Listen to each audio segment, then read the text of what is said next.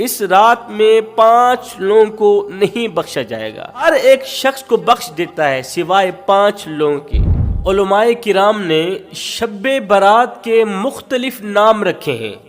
علماء کرام جو دین کے وارث ہیں، دین کے وارثوں نے شعبان کی 15ویں رات کے مختلف نام رکھے۔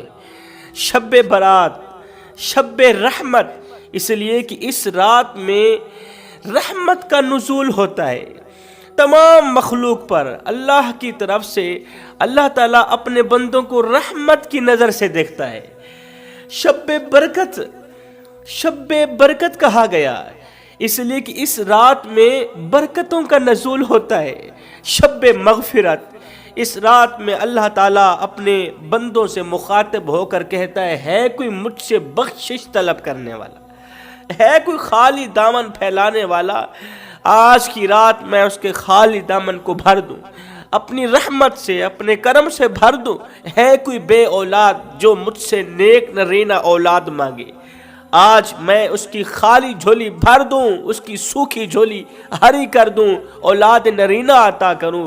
ہے کوئی مجھ سے روزی مانگنے والا، ہے کوئی مجھ سے روٹی مانگنے والا، آج کی رات میں اسے اس طرح عطا کروں، اس طرح عطا کروں کہ اسے مالا مال کر دوں، اس طرح مالا مال کروں کہ بڑے بڑے بادشاہ اس کی امیری پر رشک کرنے لگے۔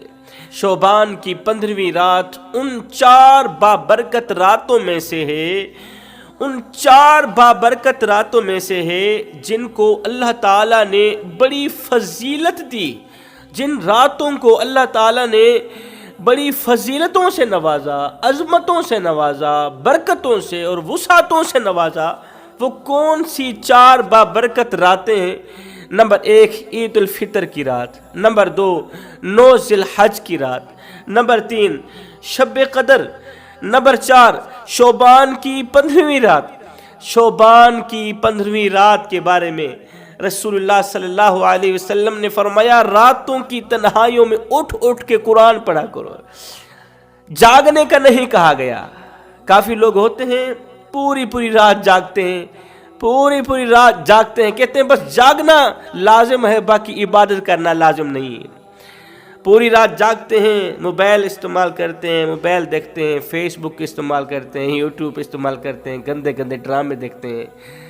یہ بابرکت رات ہے، اس رات میں جاگنا حق بنتا ہے، لازم بنتا ہے۔ اس طرح کی رات پتہ نہیں زندگی میں آئے گی یا نہیں آئے گی، جبکہ میرے کریم نبی کا فرمان ہے راتوں کی تنہائیوں میں اٹھ اٹھ کے قرآن پڑھا کرو، کسی بھی رات میں۔ اس رات کی فضیلت تو بیان کی گئی ہے، اس رات کی فرضیت بیان نہیں کی گئی۔ میرے کریم نبی نے فرضیت کا اعلان نہیں کیا کہ اس رات کو ہر حال میں جاگنا ہے اور اللہ وحدہ لا شریک کی عبادت کرنی ہے۔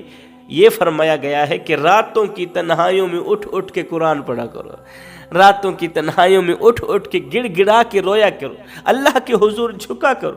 حدیث پاک میں آتا ہے کہ اس بابرکت رات میں اللہ تعالی ہر ایک شخص کو بخش دیتا ہے سوائے 5 لوگوں کے۔ اللہ تعالی اہل ایمان کی بخشش فرما دیتا ہے، اہل ایمان کی مغفرت کر دیتا ہے، سوائے 5 آدمیوں کی، 5 لوگوں کی بخشش نہیں ہوتی۔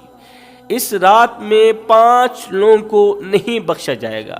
وہ کون سے 5 لوگ ہیں؟ نمبر 1 المشرک، اللہ کے سوا کسی غیر کو عبادت کا مستحق سمجھنے والا، اللہ کے سوا کسی غیر کے آگے سجدہ کرنے والا۔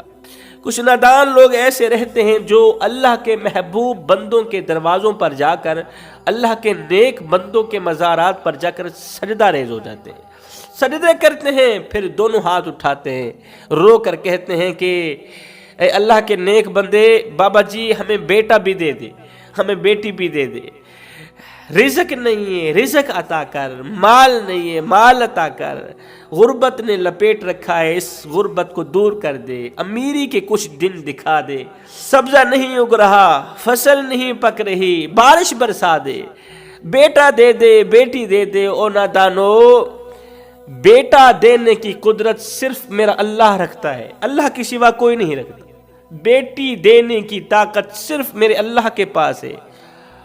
بارش برسانے کی طاقت صرف میرے اللہ کے پاس ہے۔ شرک کا مطلب یوں سمجھ لیں کہ فلاں جو پیر ہے وہ بیٹے بھی دیتا ہے، بیٹیاں بھی دیتا ہے، بے اولادوں کو با اولاد بناتا ہے، صالح اولاد عطا کرتا ہے، یا یوں سمجھ لیں خدا تعالی کی طرح کسی اور کو حاکم سمجھنا، کسی اور کو حاکم سمجھنا، کسی کے حکم کو خدا کے حکم پر ترجیح دینا، خدا کے حکم کے برابر ترجیح دینا، خدا کے حکم سے بڑھ کر ترجیح دینا، یہ شرک ہے۔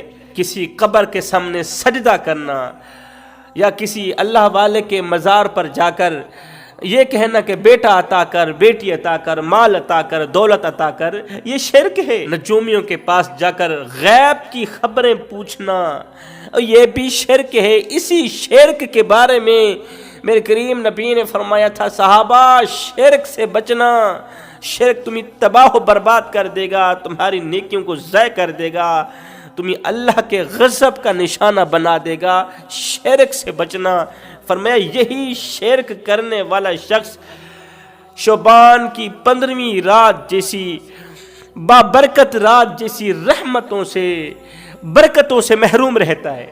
شرک کرنے والا اس رات کی برکتوں سے محروم رہتا ہے، رحمتوں سے محروم رہتا ہے، اللہ تعالیٰ اسے غضب کا نشانہ بنا دیتا ہے۔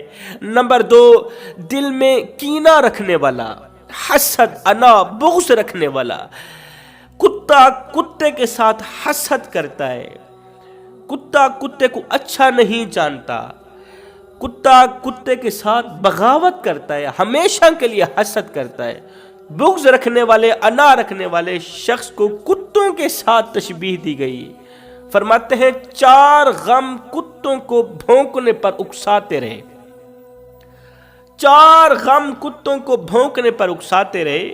آپ نے دیکھا ہوگا جب 14ویں رات کا چاند چمکتا ہے، 14ویں رات کا چاند جب روشن ہوتا ہے تو ساری کائنات سوئی ہوئی ہوتی ہے، چرند پرند انسان حیوان ساری کائنات سوئی ہوئی ہوتی ہے۔ ایک کتا ہوتا ہے جو آسمان کی طرف دیکھ کے بھونکتا رہتا ہے۔ ان تمام کتوں میں سے چند کتے آسمان کی طرف دیکھ کر بھونکتے ہیں۔ کیوں بھونکتے ہیں؟ کسی نے پیر نصیر الدین شاہ سے سوال کیا یہ جو کتے ہیں 14ویں رات کو آسمان کی طرف دیکھ کے کیوں بھونکتے ہیں؟ آپ فرماتے ہیں انہیں چاند اچھا نہیں لگتا، 14ویں رات کا چاند ان کتوں کو اچھا نہیں لگتا۔ کیوں اچھا نہیں لگتا؟ اس لیے ایک تو وہ چاند ہے، دوسرا اتنا حسین و جمیل ہے، خوبصورت ہے، تیسرا روشن ہے، چوتھا اتنا بلند ہے، اتنا بلند ہے کہ اوپر دیکھنے والوں کی پگڑیاں زمین پر گر جاتی ہیں۔ اس لیے چاند کا چمکنا کتوں کو اچھا نہیں لگ رہا، چاند کا روشن ہونا کتوں کو اچھا نہیں لگ رہا۔ فرمایا بغض رکھنے والا، کینہ، حسد، انا رکھنے والا شخص دن بدن نیچے کی طرف جاتا ہے، اوپر کی طرف نہیں جاتا، ناکامی کی طرف جاتا ہے، کامیابی کی طرف نہیں جاتا۔ ناکامی ایسے شخص کا مقدر بن جاتی۔ اس لیے فرمایا شب برات جیسی بابرکت رات میں حسد کرنے والا، بغض رکھنے والا شخص نہیں بخشا جائے گا۔